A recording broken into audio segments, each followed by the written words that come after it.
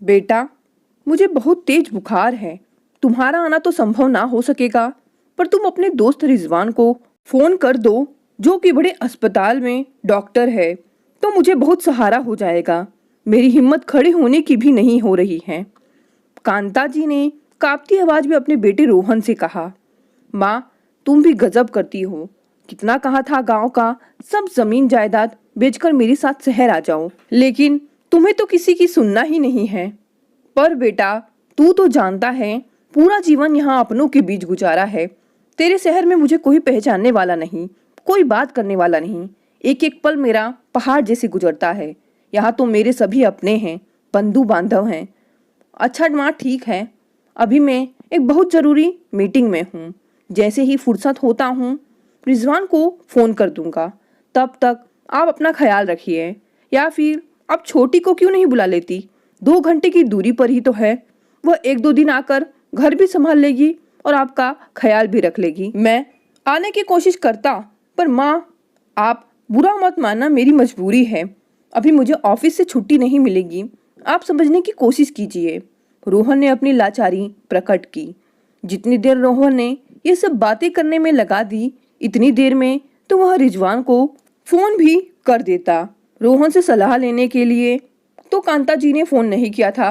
वो तो बस इतना चाहती थी कि वो अपने दोस्त को फोन कर दे, पर शायद उसे यह डर था कि कहीं ऐसा ना हो माँ अपनी सेवा करवाने के लिए उसे गांव बुला ले, जो कि वह बिल्कुल भी नहीं आना चाहता था। अपनी जिंदगी में कांता जी ने बहुत उतार चढ़ाव देखे थे। जिंदगी की पाठशाला में आज उन्हें यह सीख भी अच्छी तरह से मिल गई कि अगर अपना शरीर साथ ना दे तो कोई सगा नहीं होता, चाहे वह अपना बेटा ही क्यों ना हो। ना चाहते हुए भी कांता जी ने छोटी के ससुराल फोन लगाया। मम्मी, आपकी हालात ऐसी देखकर मुझे अपने बेटी होने पर गुस्सा आ रहा है। मैं क्या करूं? मेरी सासू माँ की तबीयत खराब है। यहाँ उनकी देखभाल करने वाला कोई नहीं। एक क्षण के लिए मैं भी उन्हें अकेला नहीं छोड़ सकती। हाँ, एक रास्ता जरूर निकाल सकती हूँ। आप कुछ दिनों के लिए मेरे पास आ जाएं, तो सासू माँ के साथ साथ आपकी भी देखभाल हो जाएगी। पर बेटा, तुम तो जानती ही हो समधन जी को मेरा वहाँ रहना अच्छा नहीं लगता। दुखी होते हुए कांता जी ने कहा। आप भैया से बात क्यों नहीं करती? हो सकता है वह कुछ दिनों के लिए आपके पास आ जाए।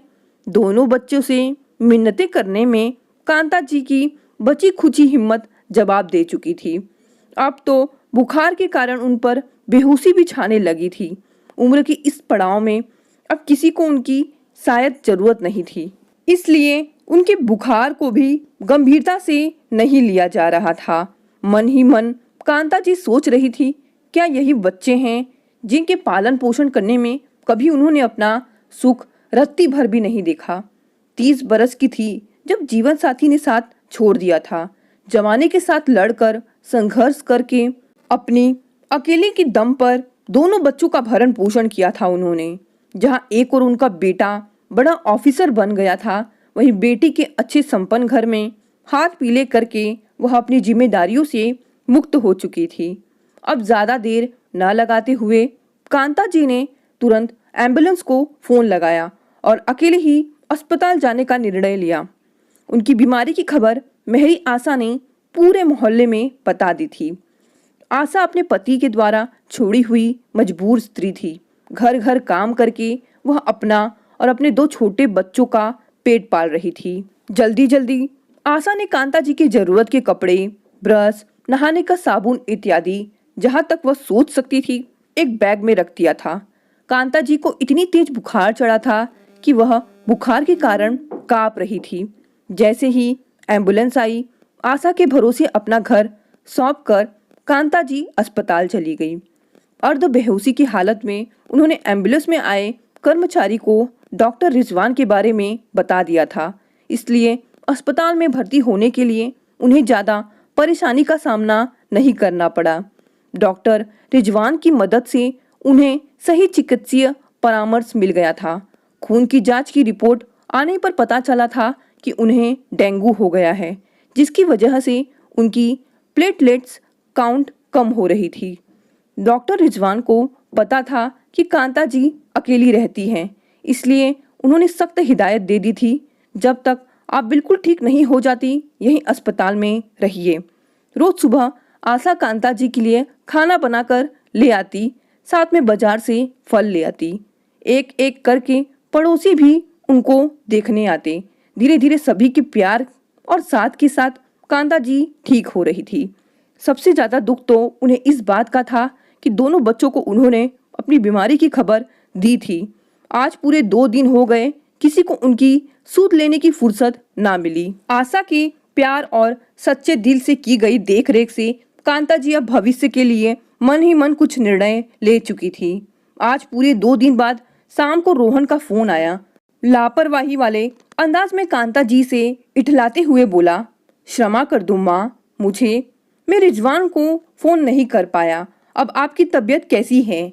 इतनी व्यस्तता थी कि सांस लेने की फुर्सत नहीं थी। हाँ बेटा, सच कहा तूने। जिसने तुझे सांसें दी, अब उसकी सांसों की रक्षा करने की तेरे पास 2 घड़ी की भी फुर्सत नहीं। इतना कहकर दुखी मन से कांता जी ने फोन रख दिया। पूरे 8 दिन बाद कांता जी अपने घर वापस आई थी।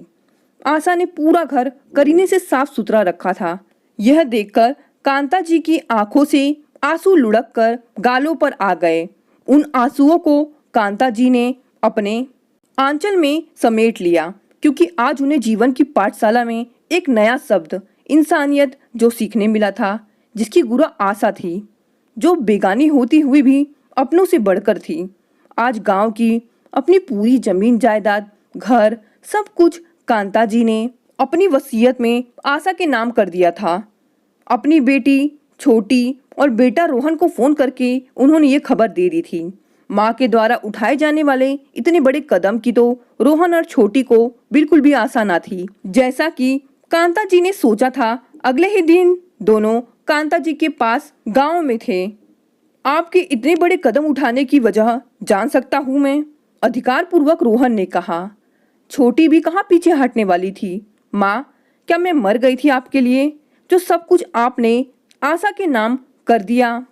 ऐसे कठिन समय में आशा ने मेरी सहायता की, मेरा मनोबल बढ़ाया, मुझे सहारा दिया, मेरी दुख की हमदर्द बनी, दिन रात एक करके मेरी सेवा की। इसलिए यह मेरी उत्तराधिकारी है। अब जो सेवा करेगा मेवा भी तो उसी को मिलेगा ना। तुम दोनों बाद में उसे परेशान ना करो। इसके लिए भी मैंने वकील साहब से कागजात बनवाकर तैयार कर दिए हैं। आज से मैं तुम दोनों को अपनी जायदाद से बेदखल करती हूँ। रोहन और छोटी को आत्मग्लानि महसूस हुई। अब सिवाय पछतावा के उनके पास कुछ भी नहीं था।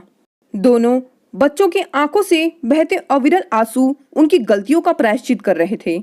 आज के समय में हमारे समाज में बुजुर्गों के साथ यह बड़ी समस्या है, जहां वह अपनी जड़ और जमीन से उखड़कर कहीं दूसरी जगह बस नहीं सकते, वहीं दूसरी ओर अपनी संतान का उपेक्षित व्यवहार उन्हें दुखी कर जाता है। आखिर कांता जी सिर्फ अपने बच्चों से यही तो चाहती थी कि वह फोन पर उनकी खोज खबर लेते रहें, लेकिन शायद अपने जीवन की व्यवस्थाओं में उनके बच्चों के पास इतना भी समय नहीं था अपनी माँ के लिए।